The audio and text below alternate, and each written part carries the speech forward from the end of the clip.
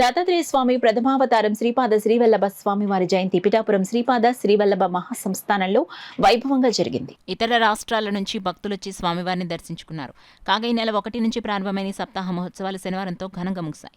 శ్రీపాద శ్రీవల్లభ స్వామి జయంతి సందర్భంగా స్వామివారికి పంచామృతాభిషేకం, పాద పూజలు, సహస్రనామార్చన తదితర విశేష పూజా కార్యక్రమాలు ఆలయ అర్చకులు నిర్వహించారు. అలాగే పండితులు ఋత్విక్కులు చేత దత్తహోమం, గురుచరిత్ర, శ్రీపాద వల్లభ గురుచరితామృతం పారాయణలు, నవగ్రహ శాంతి జపాలు నిర్వహించారు.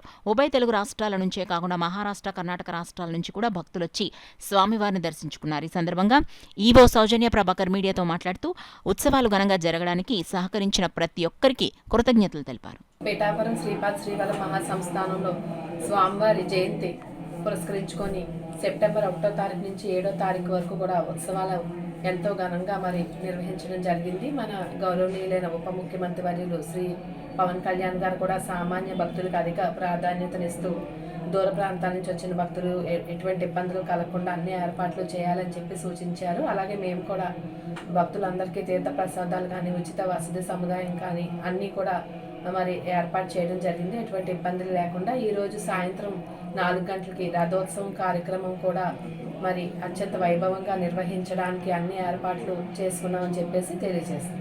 భక్తులందరూ అధిక సంఖ్యలో పాల్గొని స్వామివారి తీర్థ ప్రసాదాలు స్వీకరించాలని చెప్పి తెలియజేస్తాం.